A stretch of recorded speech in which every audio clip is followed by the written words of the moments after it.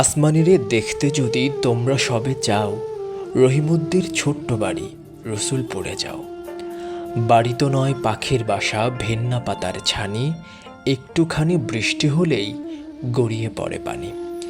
এই কবিতার কয়েকটি লাইনের মধ্যেই যেন ফুটে উঠেছে রাজবাড়ী জেলার হরিণধরা গ্রামের অসহায় পরিবার আসমানিদের জীবনচিত্র, যেখানে প্রতিদিনের জীবনই এক একটি করুণ কবিতা।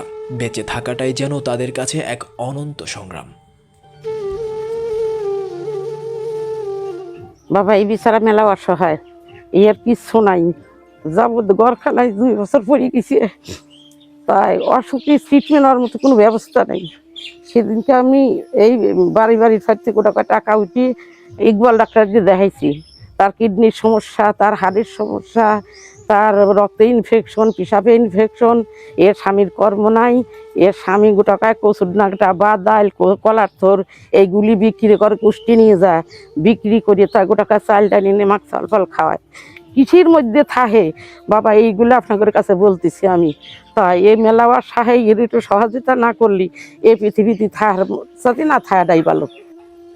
জন্মলগ্ন থেকেই প্রতিবন্ধী আসমানি। তার মা সুফিয়া বেগম দীর্ঘদিন ধরে নানা শারীরিক সমস্যায় ভুগছেন। রক্তশূন্যতা, হাঁপানি, আলসার, দুর্বলতা সহ বিভিন্ন রোগে আক্রান্ত তিনি। আগে অন্যের বাড়িতে কাজ করে সংসার চালাতেন, কিন্তু এখন অসুস্থতার কারণে তাও আর করতে পারছেন না।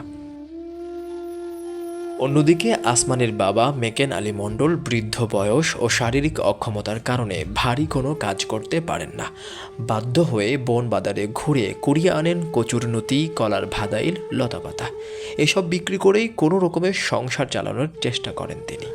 ওদের যে প্রতিবন্ধী যে মেয়েটা আছে, তো ও নামে মাত্র একটা ভাতা পায় মাত্র। তো এটা দিয়ে আসলে একটা প্রতিবন্ধীর জন্য এটা আসলে কিছুই না।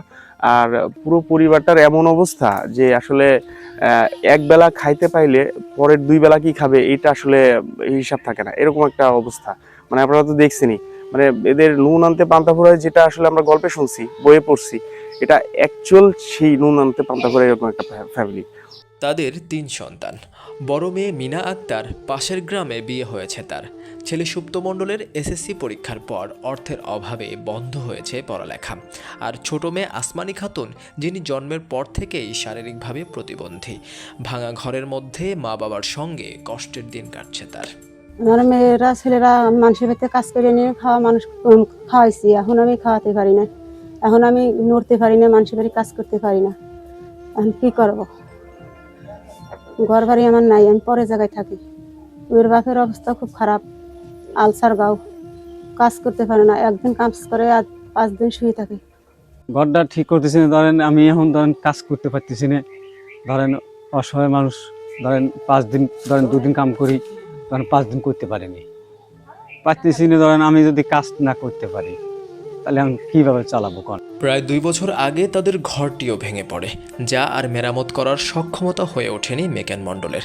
গ্রীষ্মের রোদে পুড়ে, বৃষ্টির পানিতে ভিজে, শীতের রাতে ঠান্ডা হাওয়ায় জমে অসুস্থ মা বাবা ও প্রতিবন্ধী সন্তানদের নিয়ে এমন অবস্থায় প্রতিটি দিন কাটছে অভাব, উৎকণ্ঠা আর অনিশ্চয়তায়। কিসের ভিতর থাকে আসলে একটু দেখেন, দেখে যদি একটু দয়া করেন তাহলে এই লোকটা একটু বাঁচবে। এই 4 জন থাকে, 4 জনের 2 জন এলে উপরে থাকে, 2 জন এলে ভিজে মাটিতে থাকে। তাদের এমন করুণ জীবন দেখে প্রতিবেশীরাও ব্যথিত। কেউ কেউ সামর্থ্য অনুযায়ী সাহায্যের হাত বাড়িয়ে দেন। সেই সহযোগিতাই কোনোভাবে চলছে আসমানিদের দিন। কচু বাদাল বেশিয়ে কয়দিন খাওয়া যায়, আর আমরা গ্রামের লোক আর কত চিকিৎসা করব, কত দেখবো? আমাকে দেখতে দেখতে এখন আর কেউ দেয় কেউ দেয় না। কয়টা চাল টাল তুলে আমরা একটু আজ কয়েকদিন খাওয়াইতেছি, এখন তো আর কেউ দেয় না। আজ এই অসহায় পরিবারের প্রতি মানবিক সহায়তার আহ্বান জানাচ্ছি। সমাজের সহৃদয় ও মানবিক মানুষের সাহায্য ছাড়া তাদের এই কষ্টের জীবনচক্র থেকে মুক্তি পাওয়া প্রায় অসম্ভব। ভিডিওটি শেয়ার করুন, যাতে সমাজের মানবিক মানুষের কাছে পৌঁছায় আসমানিদের এই অসহায়ত্বের গল্প। আর পরিবারের সাথে যোগাযোগ করার জন্য যোগাযোগ করুন স্ক্রিনে দেওয়া নাম্বারে।